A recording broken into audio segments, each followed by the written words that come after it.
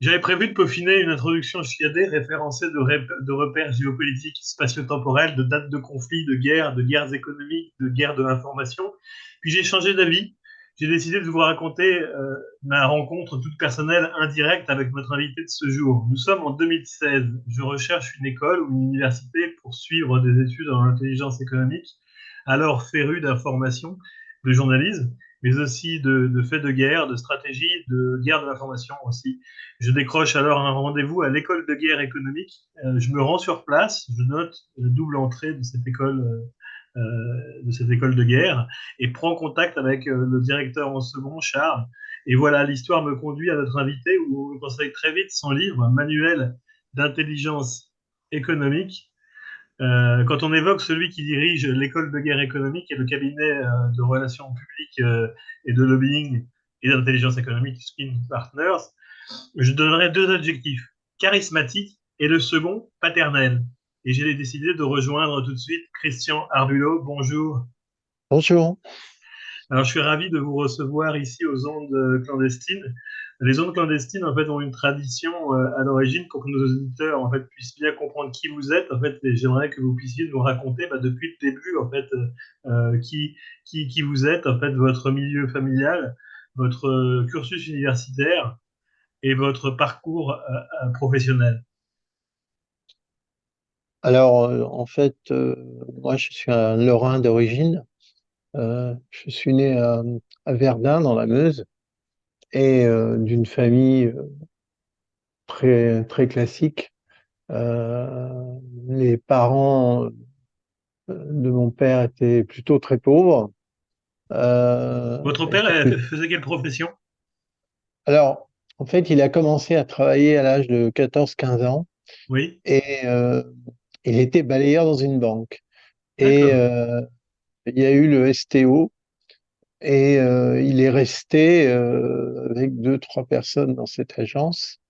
Et en fait, on l'a formé sur le tas parce qu'il fallait qu'il remplace des gens qui n'étaient plus là. Et c'est là qu'on a découvert qu'il était plutôt bon dans le calcul. Et à l'époque, et c'est toujours vrai aujourd'hui, il y avait ce qu'on appelait une sorte d'ascenseur social. C'est-à-dire que à partir du moment où une personne pouvait passer des petits concours en interne, elle changeait d'affectation, et c'est comme ça que d'année en année, euh, il a fini par diriger une agence, puis une agence plus importante, et donc il est devenu ce qu'on a appelé un directeur de banque. D'accord. Et votre maman, en fait, elle faisait quoi dans la vie? Alors elle était coiffeuse, c'est-à-dire elle venait d'une famille d'émigrés italiens, D'accord. euh, grande famille assez nombreuse, plus de 10 enfants, et elle avait fini par créer un petit salon de coiffure dans une petite ville de la Meuse qui s'appelle Stenay. Et donc c'était un peu ça mon cadre familial, avec deux versants dans cette famille, c'est-à-dire une famille euh, très française, entre guillemets. Euh, C'était celle de mon père, et donc plutôt pauvre, c'est le moins qu'on puisse dire, parce que lui était le seul, en fait, qui avait réussi à se hisser à un niveau différent des autres membres de la famille. Euh, et le côté italien, euh, Ah oui. qui était celui de ma mère, et où là, c'était un univers très différent, parce que, bah, comme tout émigré italien, on commence par travailler dans le bâtiment, et puis après, quand ça marche bien, on fait des économies, et puis on ouvre un petit restaurant, Est-ce que et vous puis vous c'est êtes comme... dit, dans votre enfance, je vais devenir quelqu'un, il faut que j'y arrive, il faut que je me batte, en fait, pour sortir de mon milieu, m'extraire de mon milieu familial? Alors, non, mais en fait, on m'a fait comprendre, ça c'était une pression parentale, qu'à l'école, ça rigolait pas et qu'il fallait beaucoup travailler. Euh, Or, moi, étant né dans les années 50, j'étais encore, disons, dans un peu l'univers de la guerre des boutons, dans un univers un peu idéal d'ailleurs, hein, franchement. Et l'école, bon, bien sûr, il fallait travailler à l'école, mais Oui, je me rendais pas très bien compte de ce que ça voulait dire. Alors j'avais un frère aîné qui lui avait 12 ans de plus que moi et qui était très très pugnace et brillant, qui est devenu médecin par la suite. Et donc moi j'étais celui qui devait suivre sa voie, sauf que j'étais nul en maths, je n'avais pas du tout envie de faire médecine, et donc j'ai eu une histoire très différente. très bien. On va avancer un petit peu dans le temps. En fait, vous étiez quel genre d'élève à l'université, enfin, avant d'arriver à l'université, quel genre d'élève au collège, par exemple, vous étiez déjà revenant ou... Alors, en fait, j'ai très mal vécu le fait de quitter Verdun. Je quittais Verdun quand j'avais 8-9 ans à peu près. Je suis arrivé dans une petite ville de la banlieue parisienne qui s'appelait Lagny-sur-Marne D'accord, et qui était une ville à l'époque assez particulière. Elle faisait partie de ces villes de la ceinture autour de Paris où on reléguait les repris de justice qui n'avaient pas le droit de franchir une certaine frontière. Et donc, Lagny était une ville triste. Et donc, hum, j'ai été télescopé par cette ambiance. C'est-à-dire que, euh, contrairement à Verdun, où j'étais vraiment très heureux, j'étais dans un hiver très particulier, euh, très déroutant, puisque quand j'ai quitté Verdun, en fait, c'était à la fois une ville du futur, parce qu'il y avait toutes les bases américaines, avec toute l'infrastructure logistique de ces bases américaines, notamment, oui, bien entendu, la société de consommation bien présente, oui, à travers tout un tas de produits que même beaucoup de Parisiens ne connaissaient même pas d'ailleurs. oui, Et puis en parallèle, c'était encore la quatrième République, mais presque encore la troisième. C'était donc un- des contrastes très très forts comme ça. Et avec quand même cette chance qu'on était dans une vie très paisible en fait, euh, après-guerre.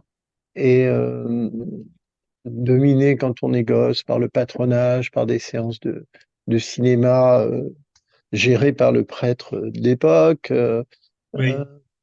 des films de Kit Ça, c'est une Carson. lecture, en fait, a posteriori, en fait. Est-ce que, à l'époque, déjà, vous preniez conscience, en fait, de ce qu'était finalement la guerre économique, mais sous ses formes?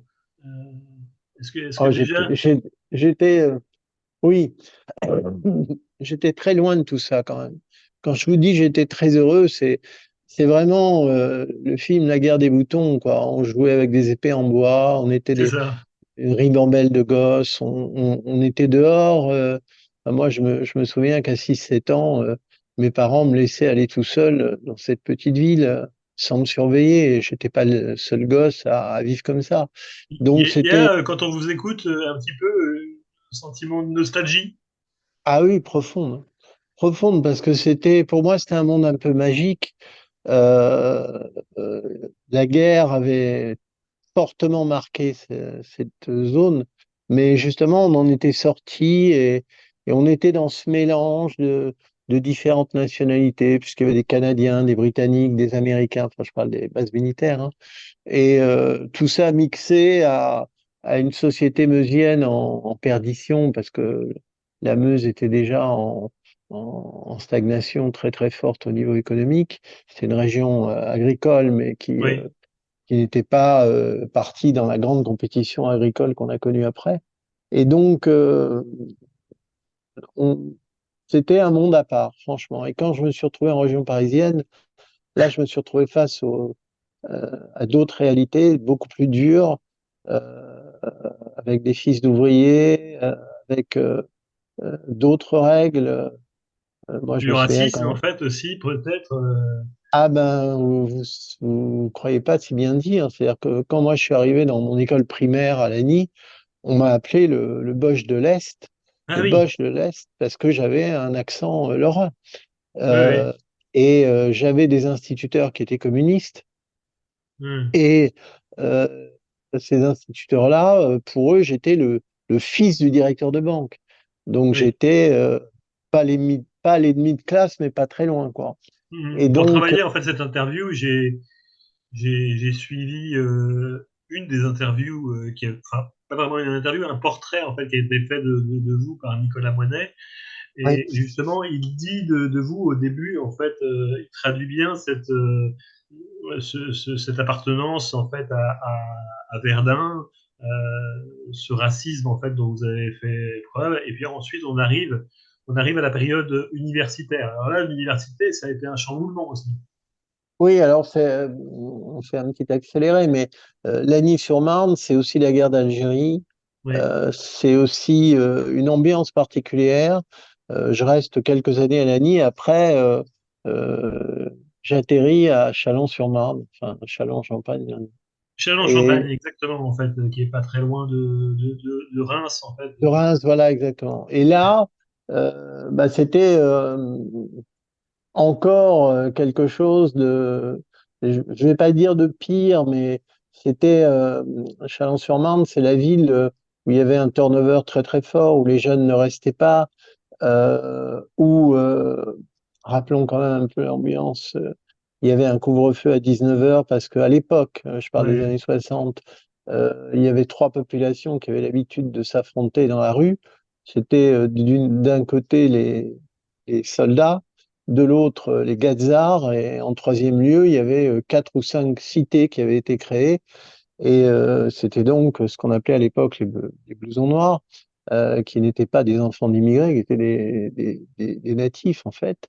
Et ça crée une très mauvaise ambiance. Donc, euh, effectivement, j'ai passé mes années de collège et de lycée à Châlons-en-Champagne avant d'arriver à Nancy, où là commence ma vie étudiante, avec cette envie de m'évader un peu de, et vous de vous ça. évadez avec quelle matière, alors? Bah, en fait, je m'évade parce que, bon, Nancy, j'y vais pour préparer Sciences Po Paris, parce qu'il y avait une formation en 2 ans qui permettait d'accéder en deuxième année après. Oui. Et là, je me retrouve avec la bourgeoisie nancéienne, pas vraiment à ma place. Et donc, dans une vie très solitaire, finalement. Hmm. Euh, et mon seul échappatoire, ça a été d'essayer de trouver des gens qui allaient m'apporter une sorte de réconfort existentiel. Et en Et fait, de quel entourage, en fait, vous voulez parler? Alors, du coup, vous avez bah trouvé là, qui comme là, compagnon de route? alors là, en l'occurrence, c'était des militants maoïstes de la gauche prolétarienne. Il y avait ce qu'on appelait une unité Mao à Nancy qui était une unité très sympa parce que c'était pas du tout des fanatiques, c'était des gens très humanistes en fait. Ce qu'il faut Et comprendre, en fait, dans le contexte, c'était à l'époque, si on ne le dit pas, après, les gens peuvent comprendre, ils peuvent percevoir, en fait, votre parcours comme étant trop remuant ou turbulent, etc. C'était que tout le monde était très politisé à l'époque. voilà, tout à fait. Et puis politiser, ça voulait dire aussi, bah, on cherchait un peu un sens à sa vie. Oui, Euh, Moi, elle aurait pu être considérée comme toute tracée, hein, c'est-à-dire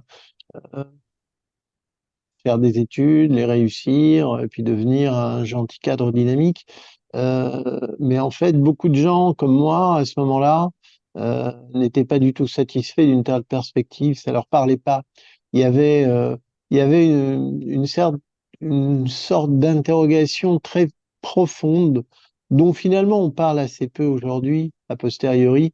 C'était la société de consommation nous faisait pas rêver, pour faire simple. Et d'accord, exactement.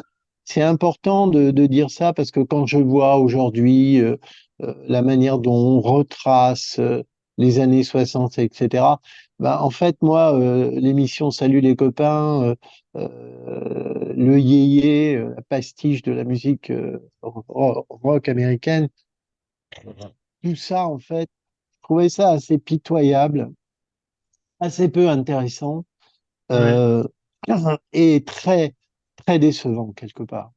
Hmm. Donc, Vous pensiez déjà que c'était de l'intoxication? ah, complètement, oui. Complètement, parce que quand on regardait ou qu'on écoutait les émissions en question, euh, on sentait bien que tout ça, c'était C'est ce que une vous appelez maintenant l'encerclement cognitif, finalement. Oui, oui, c'est exactement ça. C'était une manière de faire croire aux jeunes Français de l'époque qu'ils étaient en train de se libérer, qu'ils étaient en pleine émancipation. Et moi, ça me fait bien rire parce que les yéyés, ces groupes yéyés qui avaient quand même, honnêtement, très très peu de talent sur le plan musical, moi, j'ai écouté avec le fils de la personne qui faisait le ménage dans la banque, qui était un blouson noir d'ailleurs et qui se moquait de ces gens-là parce que il n'avait pas de culture musicale, mais c'est vrai qu'entre ce qu'il pouvait percevoir de très loin du rock américain et de ce qu'on pouvait voir en France avec les chaussettes noires ou Eddie Mitchell, etc. Enfin, tout ça, euh, c'était hélas pas vraiment à la hauteur.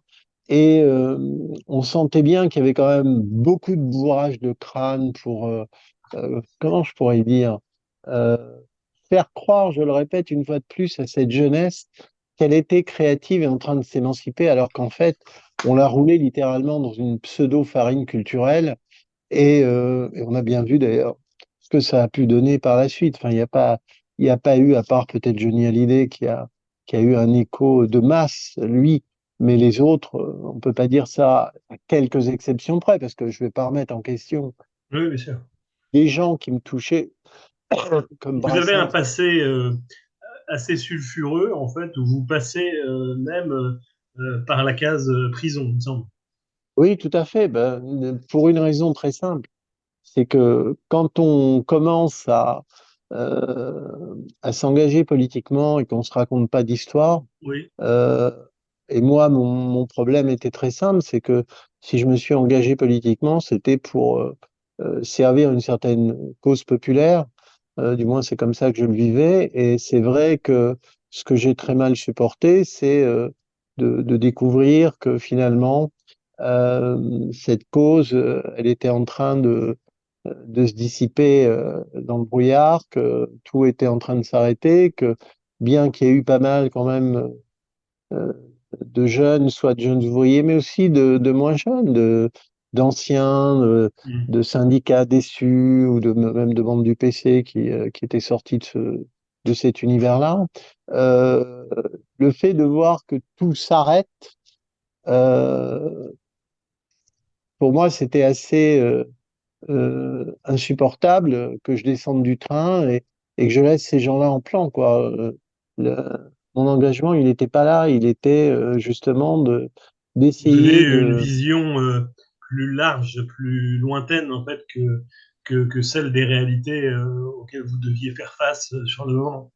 Oui, et sachant que, ne l'oublions pas, c'est-à-dire, je vois aujourd'hui des reportages. Thomas Legrand sur France Inter a fait une émission sur le Mahuis qui est malheureusement de très mauvaise qualité parce que quand on sait par exemple qu'il y a eu plus de 3000 établis en usine, c'est beaucoup, 3000 jeunes qui arrêtent leurs études Ouais. pour travailler en usine. Euh, on parle beaucoup d'agriculture en ce moment et pour cause. Il y avait plein de jeunes qui allaient faire des séjours dans les milieux, certains milieux paysans travailleurs, comme on les appelait, dans certaines régions de France, qui passaient toutes leurs vacances avec eux, qui les aidaient à faire la moisson. Enfin, on était quand même dans une proximité sociale qui n'était pas du tout la caricature qu'on a donnée une certaine gauche caviar parisienne qui domine encore aujourd'hui l'histoire de cette époque-là, ou qui l'a écrite d'une certaine manière. Non, moi Alors là, j'étais. on est sur, si on revient en fait au fil conducteur de votre parcours, vous préparez Sciences Po Oui. et vous partez Je, après donc à Paris. effectivement, j'intègre Sciences Po Paris et C'est là-bas que j'intègre vous rencontrez Ségolène Royal, c'est ça? En fait, je l'ai rencontrée. Elle était déjà au QEP à Nancy. Enfin, j'ai passé 2 ans au QEP. Elle était Ah dans oui. ma promo. Donc, c'est là où je l'ai croisée, oui. Et Vous saviez, par exemple, en fait, en la côtoyant, en fait, qu'elle allait avoir ce parcours ou qu'elle était... non, j'aurais pas imaginé du tout ça, Non? d'ailleurs. Et à l'époque, c'est une personne assez réservée, Ouais. mais comment dire, assez curieuse, assez à l'écoute. Elle regardait les gens qui l'entouraient quand même. Oui. C'était pas Prudente. la caricature, Du politique, en fait, qu'on s'imagine, en fait, avoir une troupe. voilà, très cynique, enfermée dans sa tour d'ivoire, etc. Non, non, elle n'était pas du tout comme ça. Euh, et même si moi, je l'ai finalement peu connue, je l'ai quand même suffisamment connue pour que quand effectivement le destin m'amène à Fleury-Mérogis, donc Oui. pour 10 mois et demi d'emprisonnement, j'ai reçu d'elle une carte postale qu'elle m'avait envoyée des Antilles d'ailleurs. Elle devait être là-bas à ce moment-là. Vous vous souvenez, C'était, en fait, de ce qu'il y avait sur cette carte postale? ouais, oui, je l'ai gardé, oui, parce que bah, ça m'a fait plaisir que, C'était des mots de réconfort, en fait, de soutien. tout à fait, elle n'était pas du tout obligée de l'écrire, hein. Moi, j'avais pas gardé contact avec elle. Il s'était passé pas mal d'années hein, entre Nancy et 1977, 78 surtout, là où je suis emprisonné à Fleury-Mérogis. Et ça m'a touché parce que honnêtement, c'était un acte gratuit de sa part et ça faisait, vous savez, quand vous êtes tout seul dans une cellule, ça fait Oui, oui, plaisir de temps en temps d'avoir c'est très, ce très dur, petit, en fait. ce petit clin d'œil du destin, comme on dit. Donc Et puis, voilà. bon, vous y sortez, finalement, de prison, Oui, euh, acquitté, en fait, non-lieu. oui, j'obtiens 2 non-lieux. Euh, et en fait, c'est étrange parce que Vous vous un souvenez, en mois, fait, je vous interromps juste quelques instants, vous vous souvenez, en fait, par exemple, quand vous sortez de prison, la première chose que vous avez faite, c'était quoi? bah, en fait, des copains étaient venus me chercher. Je me souviens, ça m'a marqué ça. C'était un jeune prolo, ancien du comité de lutte Rodot d'ailleurs, qui était venu me chercher avec d'autres amis. Et oui, ça, c'est un souvenir très marquant pour moi, au sens pratiquement du ressenti, quoi, de l'air qui frappe le visage. Enfin, c'est pas beau, Le c'est pas sentiment de longtemps. liberté, en fait, ouais. Voilà, exactement. 10 mois et demi, c'est pas grand-chose. Il y en a qui font, quand ils font 15 En ans, plus, 30 ans, c'est même pas comparable. Mais déjà, le fait d'être retiré du monde pendant 10 mois et demi, le fait d'y revenir, c'est une sorte de gifle dans la figure euh, très forte qui est étonnante, quoi. C'est-à-dire, on a ah, puis l'impression qu'on est dans. le fait d'avoir été acquitté aussi, c'est vous vous dites peut-être 10 mois de trop. Alors, oui, bien sûr, mais pour moi, c'était déjà une chance extraordinaire de pouvoir sortir. Je Hmm. me souviens d'une scène, moi, qui a marqué ma vie, qui est très importante. Vous savez, en prison, quand on sort, euh, on le fait sur la pointe des pieds, en catimini, parce que les autres restent. Et moi, j'ai eu droit vraiment à quelque chose qui m'a beaucoup marqué, qui est que, en fait, j'étais en promenade et il y a un type d'un étage qui a ouvert sa fenêtre et qui a dit euh, Christian, tu sors, parce que je devais jouer au volley, je pense, avec lui habituellement. Et, Mhm. euh, et je me suis dit, oula, il aurait mieux fait de se taire, quoi. Et en fait, pas du tout. Il y en a qui sont venus dans la cour euh, me montrer qu'ils étaient heureux que je sorte, en fait. C'est une sorte de petite victoire pour eux. Et ça, c'était important parce que ça voulait dire que bah, j'avais réussi à être moi-même dans un milieu qui est, vous imaginez, compliqué, hein. Très, déjà à l'époque, avec énormément de contrastes entre différents types d'individus, etc. Et le fait une fois de plus, une- cet acte humain qui est de, de ne pas repousser l'autre, mais au contraire de se satisfaire de ce qui lui arrive, moi, ça m'a fait beaucoup de bien. C'est Ouais, c'est une une belle leçon. belle image, et une belle leçon, vous avez raison. Une belle leçon. En effet. Donc, en fait, vous sortez de Floride Regis, en fait, et qu'est-ce que vous faites à ce moment-là? Il y a un laps de temps entre le moment où vous créez l'école de guerre économique. Ah oui, oui, oui. Alors en fait, bah, un mois après, je suis à l'armée. C'est-à-dire que Ouais. on, on m'incorpore, donc je fais un an de service militaire à Montmelon. Et après, se pose la question, mais qu'est-ce que je vais faire en fait? Et là, Montmelon, c'est les chars, c'est ça? oui, j'étais au 503e régiment de chars de combat à Montmelon à l'époque. Déjà. Et la question, c'est effectivement euh, comment on se remet sur un axe pour essayer de donner un sens à sa vie, parce que j'étais coupé de tout en fait, hein. Ouais. Ouais. Et mes diplômes ne servaient pas à grand-chose vu ce qui s'était passé. Donc j'étais dans une période très difficile. Dans un premier temps, j'ai fait un peu de journalisme parce que il Oui. y avait un petit journal qui s'appelait Gueule Hebdo. Et les amis voulaient que je le dirige, donc j'ai dirigé pendant un an et demi ce journal-là. Et puis ça s'est arrêté et il fallait que je travaille. Et Hmm. en fait, j'ai trouvé un travail, c'est une chose assez étonnante d'ailleurs, dans une école dont on parle beaucoup aujourd'hui, mais qui à l'époque n'était pas du tout comme elle est devenue aujourd'hui, qui s'appelle l'école alsacienne. À l'époque, Ouais. c'était un lycée expérimental. C'était pas une école de riches ou de la haute bourgeoisie parisienne. Et Ouais. il y avait un directeur qui s'appelait Georges Accard, un latiniste qui était vraiment quelqu'un de vraiment très chouette, humain lui aussi.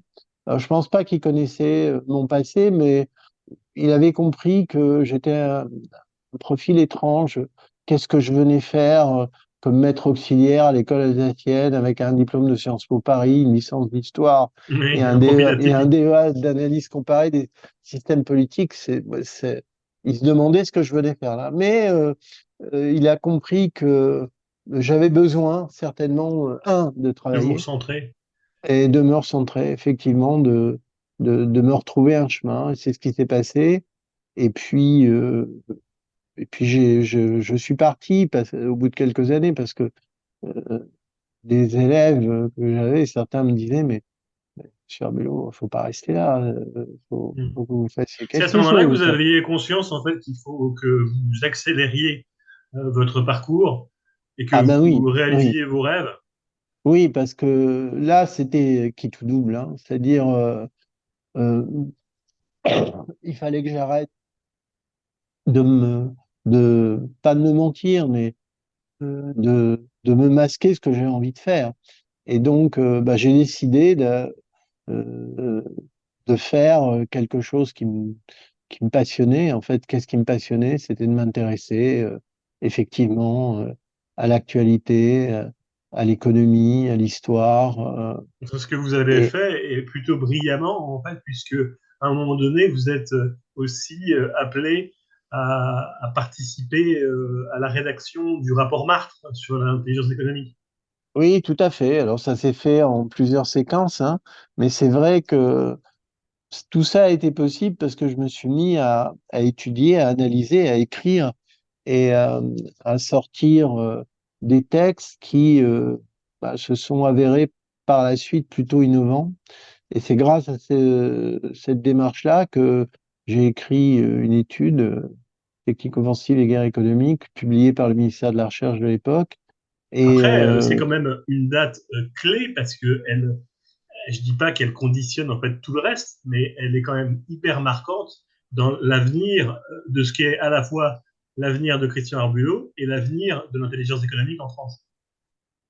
alors c'est juste, j'aurais pas pensé à ce moment-là que ce texte ait un tel impact, mais c'est vrai que Édith Cresson euh, euh, lit l'étude, elle était ministre des Affaires européennes, elle me rencontre, elle me parle de cette étude, elle l'a bien lue, elle l'a pas survolée, et de cette rencontre naît une démarche en fait qui va m'amener effectivement à participer au rapport Martre, à jouer un rôle important dans la réalisation de ce rapport et à déclencher une dynamique. C'est là où effectivement je vais être embauché dans un groupe qui s'appelle Défense Conseil International, Mhm. où il y a un petit département, un telco, qui va s'occuper de l'intelligence économique. C'est là où je rencontre d'ailleurs Nicolas Moinet et d'autres personnes. Oui. Et, euh, et c'est vrai que cette expérience-là va être très originale et parce que elle permet de croiser deux choses. D'une part, des chemins qui n'auraient jamais dû se croiser, c'est-à-dire entre militaires et des gens comme moi, et pas n'importe quel militaire d'ailleurs. C'est plutôt Mhm. des officiers généraux qui avaient occupé des fonctions dans le monde du renseignement notamment, et qui étaient intéressés par mon parcours, non pas pour que je devienne un dissocié ou je ne sais quoi, parce que cette histoire-là était déjà largement derrière moi, mais parce qu'ils avaient compris que j'avais une démarche un peu particulière, différente de ce qu'ils avaient l'habitude de voir, et cette comment dire, cet échange qui a été très très riche entre plusieurs officiers généraux et moi-même a abouti en fait à la dynamique du rapport Marx d'une certaine manière et surtout après à la création de l'école de guerre économique en 1997. Ouais. Euh, Et vous êtes surnommé d'ailleurs par les renseignements généraux le crocodile. oui, alors Ça ça m'a toujours c'était plu, cette, oui, alors le crocodile sobriquet. c'est un animal qui attend son heure, comme on dit. D'accord. Euh, et faut pas le perdre de vue Il parce a des que grandes dents quand même. oui, voilà, il peut créer des surprises. Et donc, oui, je pense que le surnom était assez, correspondait assez bien à certaines choses. Vous avez Et tout, appris d'ailleurs ce sobriquet comment? C'est eux qui vous l'ont dit en fait après dans le cadre de relations classiques ou c'est dans la presse? alors en fait, le sobriquet en question, il m'a été donné par des camarades de combat, comme je Oui. pourrais les appeler. Oui. C'est pas la police qui l'a inventé, c'est-à-dire c'est eux qui l'ont appris euh, sur des écoutes téléphoniques ou des choses de ce type que quand on parlait du crocodile, en fait, c'était de moi dont on parlait. Et, euh, et c'est vrai que euh, c'est un élément qui est resté dans le sens où euh, la création de l'EGE, bon, un quart de siècle après, ça a été un combat permanent en fait. Et pas que durant l'existence de l'EGE, parce que je me suis rendu compte, quand je me retourne et que je regarde mon parcours, que sur 40 années d'activité, peut-être trois d'entre elles, ou quatre maximum, j'ai eu une certaine forme de quiétude. J'avais pas d'épée de Damoclès au-dessus de la tête. Toutes Mhm. les autres, la, le temps pouvait s'arrêter et tout pouvait s'écrouler en une seconde.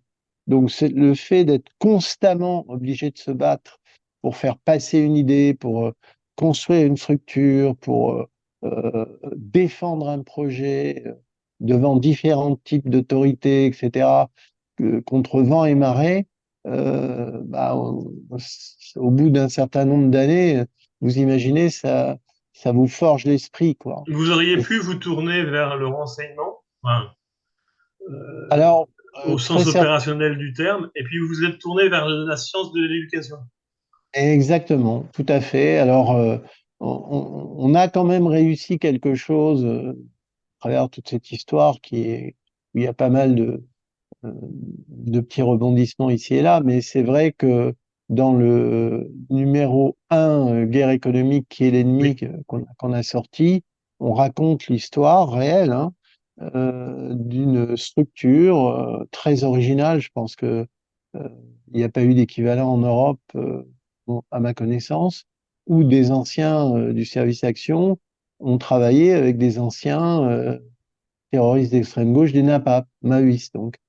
Euh, déjà ça, imaginez euh, des gens de deux milieux aussi opposés, travailler ensemble pour défendre la cause d'entreprises françaises face à des intérêts étrangers, c'est quand même assez original, franchement. Oui, c'est vrai que Et, c'est très, très novateur et très original. et Le GE, ça compte beaucoup d'étudiants maintenant. Je crois qu'il y en a 400 par an, à peu près oui, en voilà, c'est moyenne. à peu près le nombre, oui. C'est impressionnant, en fait. Et moi, j'avais une question, ayant fait aussi de l'intelligence économique à Poitiers, Oui, avec Nicolas Moinet.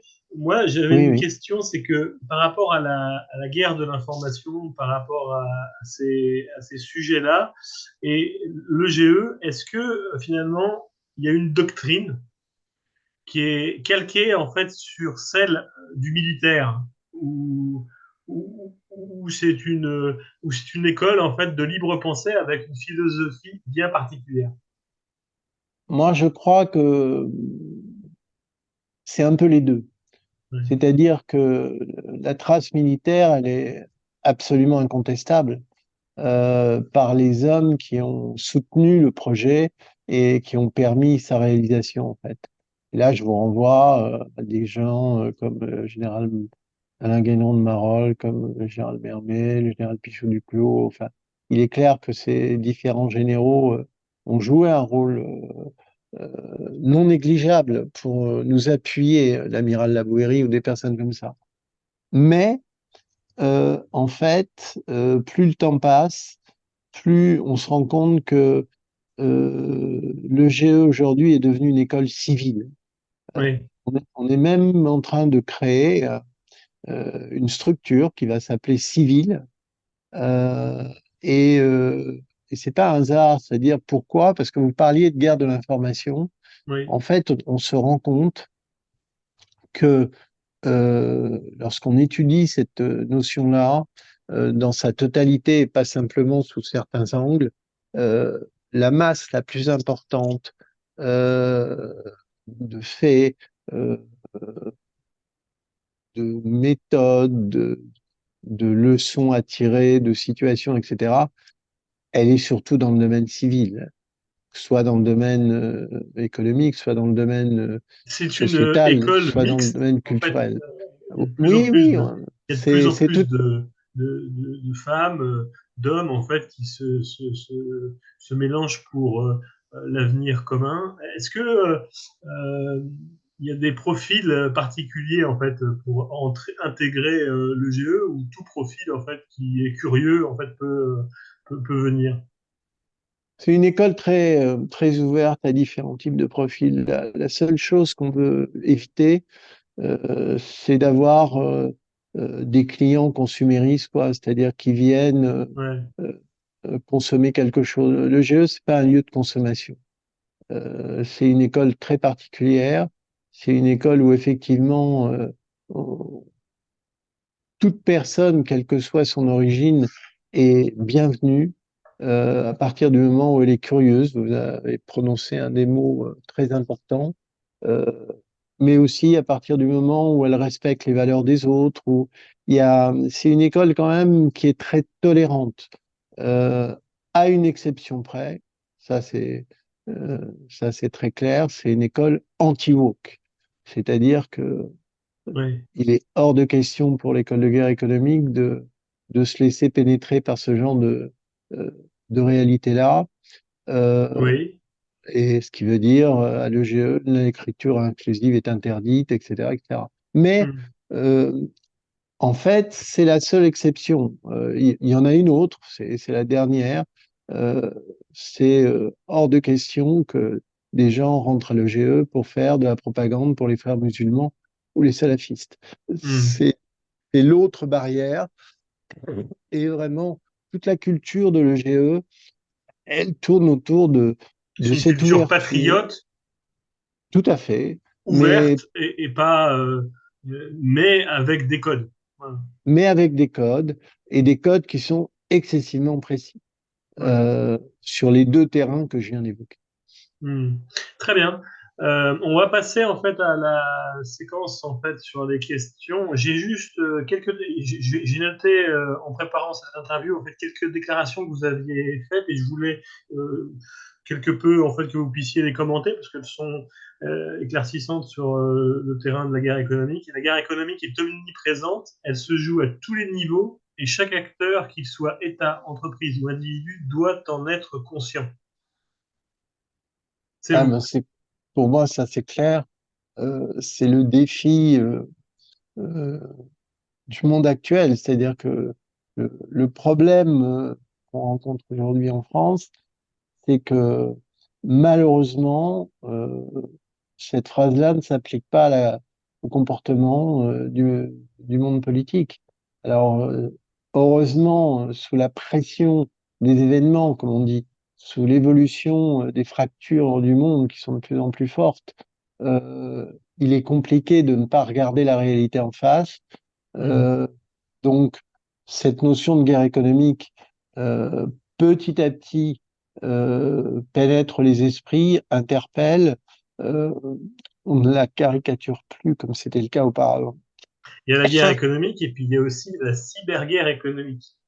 Et vous dites en Abs- fait que c'est une réalité incontournable et les nations doivent investir massivement dans la protection de leurs infrastructures numériques pour assurer leur sécurité économique. Tout à fait. Et en fait, je rajouterais, et aussi se donner les moyens de développer sa propre créativité numérique. C'est-à-dire que le vrai danger auquel on est confronté aujourd'hui, euh, c'est d'être à la merci de ce que j'appelle la fameuse double dépendance, c'est-à-dire à la fois être dépendant du monde américain, sous l'angle des GAFAM notamment, mais aussi, et c'est ça l'autre problème, d'être dépendant du monde chinois par rapport à leur équivalent en Chine. Et c'est vrai que en 2024, nous ne sommes pas du tout encore à la hauteur des enjeux. Et il y a un très très gros travail pour mobiliser des esprits, euh, les rassurer dans le sens où tout est encore possible et non pas c'est trop tard, ou tout est encore possible. Et Mmh. je pense que on est en train de prendre un tournant intéressant dans le sens où du côté de la jeunesse, on en revient toujours au point de départ, comme on dit, il y a enfin des individus qui ont décidé euh, de se réveiller, qui ont décidé de se mobiliser. Là, De le s'engager. exactement. Le GE a fait un gros exercice là, à la fin du trimestre dernier sur l'agriculture avec 200 étudiants sur les enjeux stratégiques de l'agriculture au niveau justement comment assurer la vie, voire la survie d'un peuple par l'alimentation et donc par l'activité agricole. Et on va bientôt communiquer sur les résultats de ce travail qui est, je pense, assez unique en son genre et qui intervient au moment où euh, on était en train tout simplement d'oublier que l'agriculture était une activité vitale pour la France. Et avec des gens devenus totalement irresponsables, j'ai pas d'autre qualificatif, c'est-à-dire euh, ils oubliaient que ces gens-là oubliaient qu'il faut d'abord se nourrir pour vivre, J'ai une et dernière qui ont question en fait sur la guerre économique en fait avant de refermer cet épisode. L'idée de la nouvelle guerre froide économique a été avancée, j'ai noté par certains analystes. Quels sont selon vous les acteurs clés de cette confrontation et quelles stratégies en fait doivent-ils adopter? bah, il est clair de toute façon que euh, le monde multipolaire est là devant nous et il va falloir vivre avec. Hmm. Euh, et que le grand défi pour ce qu'on appelle le monde occidental, c'est d'en admettre l'évidence. Euh, c'est pas le cas. Hein.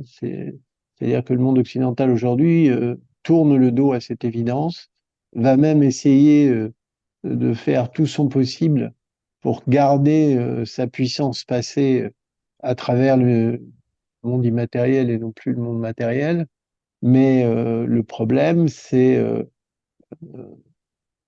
ça ne sert à rien de prendre ses désirs pour des réalités. C'est-à-dire que il va falloir faire face à un changement radicale de rapport de force économique au niveau mondial. Et pour ne pas être submergé par tout ça, bah, il faut changer de comportement et redevenir créatif, en fait. On conclut sur une note joyeuse. La clé du succès contre la guerre économique, en un mot, Christian Arbulot, c'est quoi? Ben, c'est le fait que les gens qui s'engagent de nouveau ne restent pas isolés, se mettent à se parler, créent des réseaux, euh, deviennent interactifs. Et à mon modeste niveau, c'est en tout cas ce qu'on essaie de faire, et avec quand même des résultats qui sont très encourageants. Christian, je vous laisse le mot de la fin. Vous pouvez dire ce que vous souhaitez. Alors moi, je souhaite simplement une chose, c'est que euh, cette jeunesse française qui est en train de renaître, contrairement à tout ce qu'on dit, euh, qu'elle réussisse à trouver la mesure de son combat pour notre pays, pour la collectivité qu'il représente, et je suis vraiment convaincu qu'elle va y jouer un rôle absolument décisif. Entendu. Je referme cette émission, Christian, qui, je l'espère, fut agréable pour vous et auditeurs à écouter. En tous les cas, j'ai pris beaucoup de plaisir à vous entendre, Christian, et je vous donne rendez-vous pour un prochain volet des univers de la sécurité. Merci. Merci.